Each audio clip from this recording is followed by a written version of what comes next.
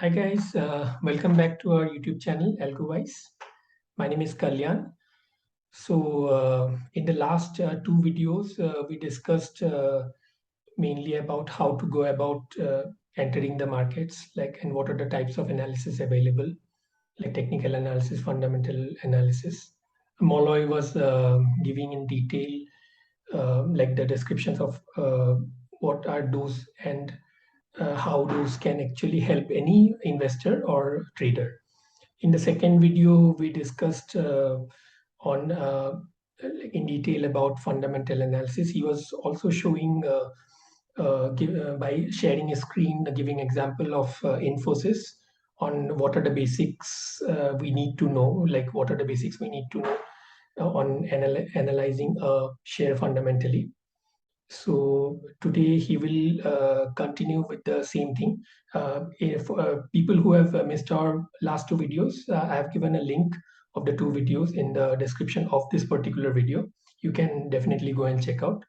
So Molloy would be continuing with the same thing where he left off last from the last video. Welcome, Molloy. Yeah, thanks, Kalyan. So in the last video, as you have already told that we covered Infosys. We started with Yes. the Infosys in Screener, and let me share my screen first so that once we talk, we can also correlate it with the screen. So let me share my screen.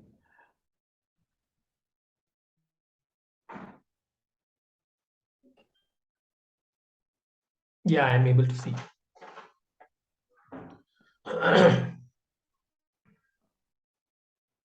Okay.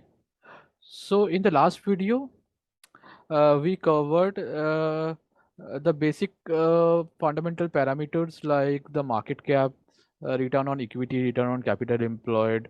Uh, then we also looked try to understand what is the PEG ratio, what is P by E, how to use P by E in understanding whether the share is expensive or it is available at a decent price. Then we also discussed about the why promoters holding, change in promoters holding is important. We talked about book value of the company, right? So these were the basic things which we covered in the first part. Now we'll look further into the details, what else we need to evaluate while doing fundamental analysis, right? Okay.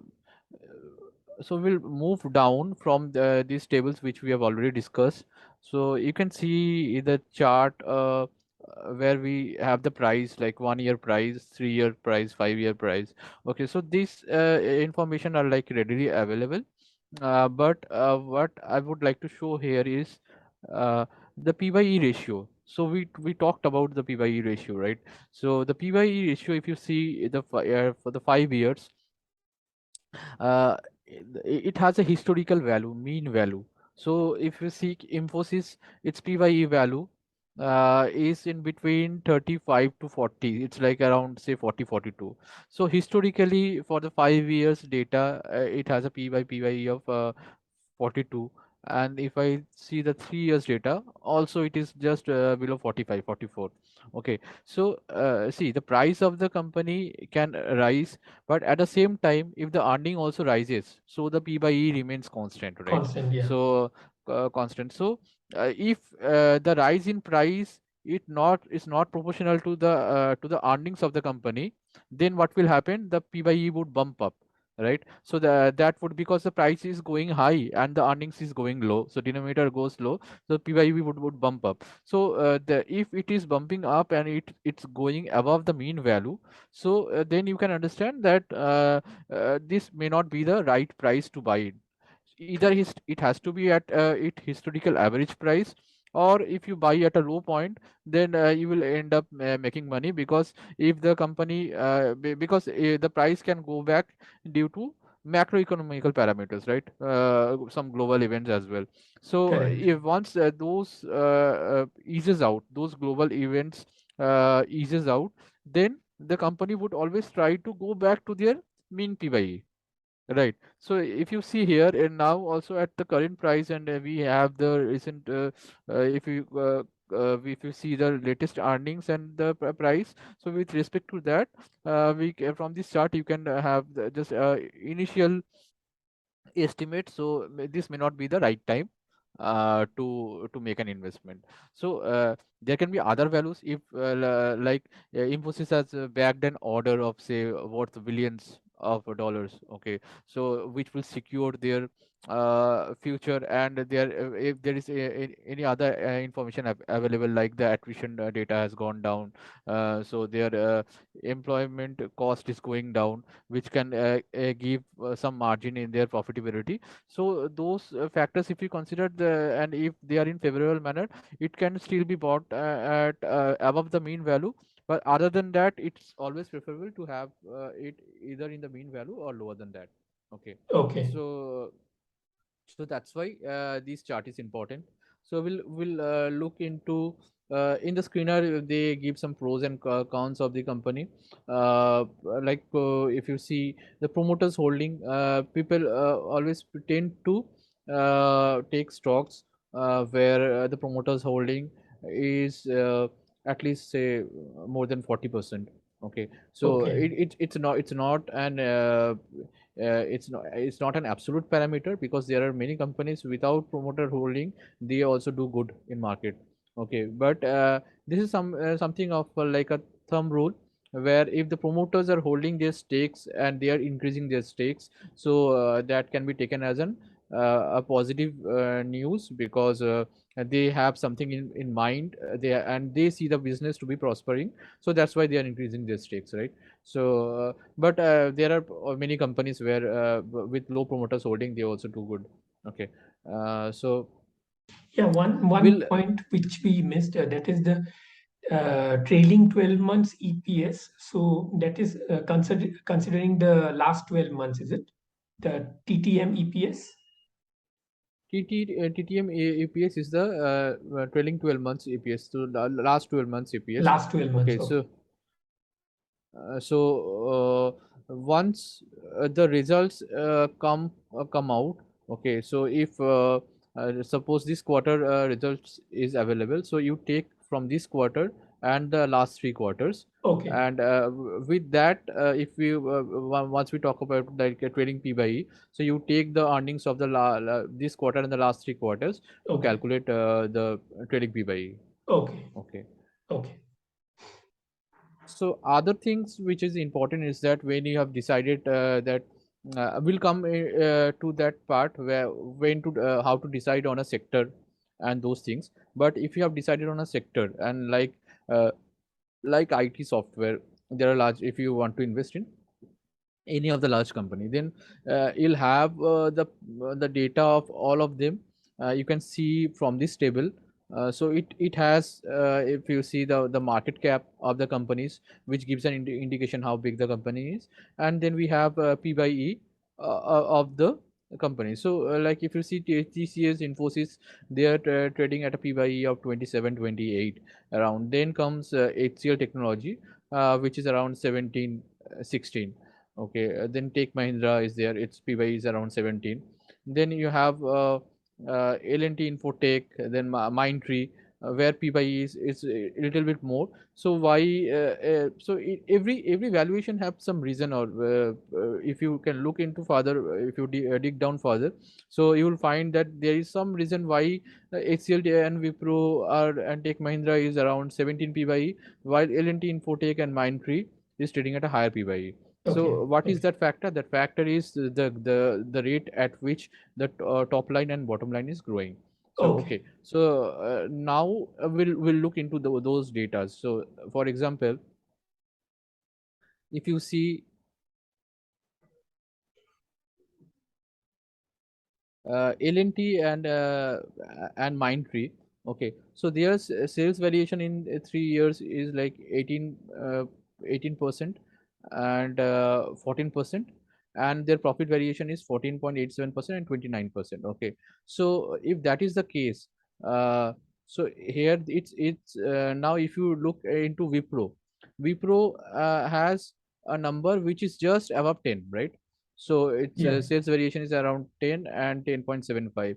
HCL is just 12 and 10.54. So they are just having these numbers, top line and bottom line numbers in double digit, but just above 10, right? Yes. Whereas Mindtree is having the revenue, and if you see the top line and the net profit is going around say 15% to 30%. So because it is, this company is growing at a faster pace, okay, so it can call for a higher P by E. But Okay. Okay. if it's not a big company, and the growth rate, if you see over here, the growth rate of HCL Technology and Tech Mahindra is in comparison to TCS and Infosys, right? Yeah. So and TCS, Infosys, but they are not as big as TCS and Infosys. So that's why they are commanding a low PYE.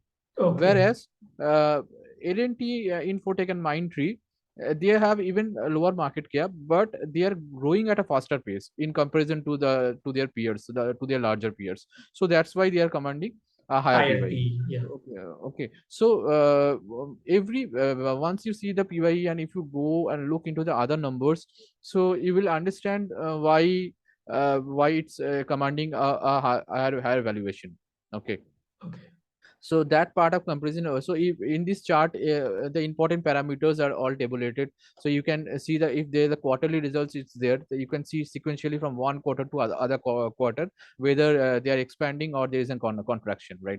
So there are a few in IT, I think, as such, it's not a seasonal thing. It would not impact as per the season, it can happen for the chemical companies who are there in agrochemicals. So we know that Correct. in agriculture is a seasonal thing, right? So Correct. there Correct. you Correct. cannot directly compare from one quarter to other quarter.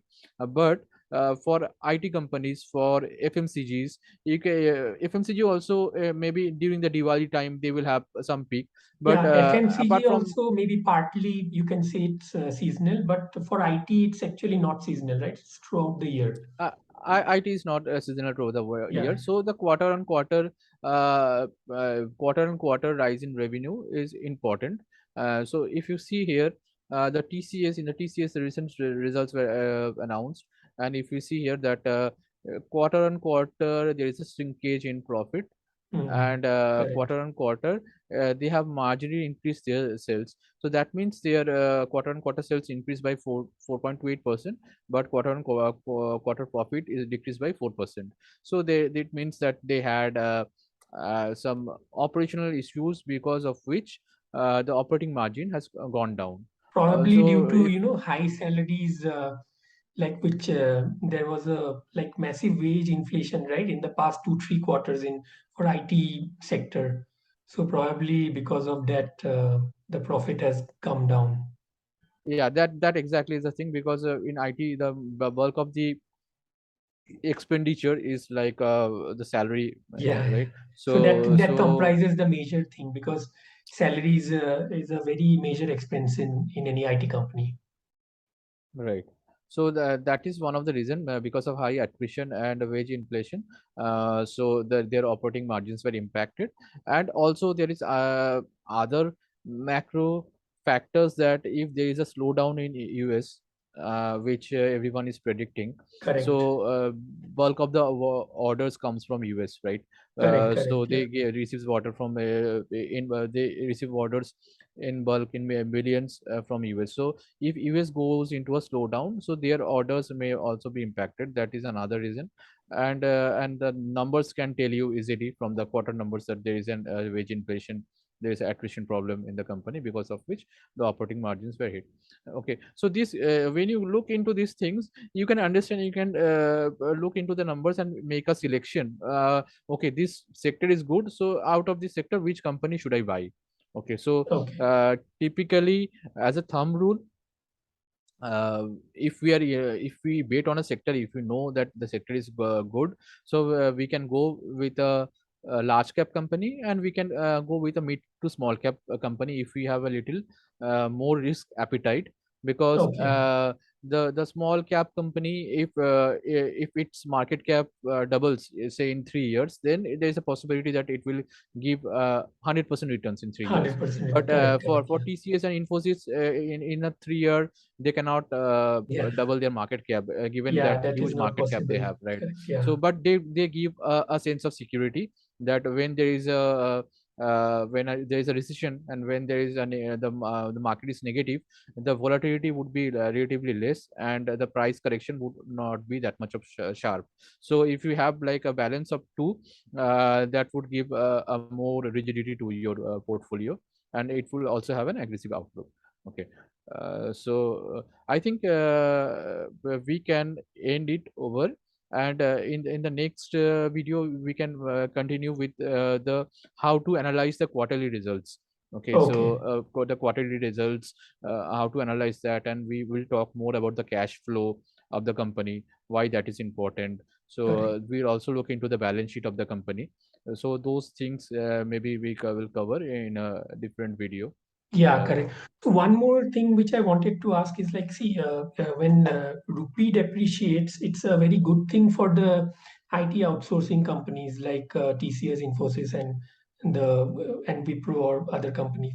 So that will actually positively impact its profits, right? So we might see some good thing if the situation remains as is, and if there is a depreciation on the rupee part. In that case, their profit numbers would show good results, right? Because it's depreciating, so obviously whatever they are exporting, they are getting good value out of it. Yeah, so historically, pharma sector and IT sector has always uh, been in the positive side when Yeah. the rupee depreciates, because they earn the bulk of their revenues in dollars. Okay, Correct. Correct. so that would definitely help. That, but that is one of the factors. One of the factors. So Yeah. Correct. one of the factors is the rupee depreciation, and the other factors are like the bulk order which they are getting from US, Yeah. US and and Europe. other US and Europe. So that factor would be there, and the inflation data, which can eat away their operating margin. That's within the employees which they have. So that can impact. So a combination of 3-4 parameters actually determines how their results would be Correct. in the near future. Yeah. Yeah. Correct. Correct. Fine. So this was very insightful, Molloy. So what we can do, we can have a part three of this same series of fundamental analysis, details about fundamental analysis, and we can continue this same topic with the sector as IT, and I think you can explain in detail about this. Fine, right? Yeah, Molloy? yeah, yeah. Okay. So I we'll think, continue with the Infosys only yeah, in the next video. yeah, sure, sure, sure, yeah, okay. Uh, Thanks, Molloy. Yeah, so we'll catch up in the next video. Sure, Kalyan. Yeah, thanks. Bye. Bye.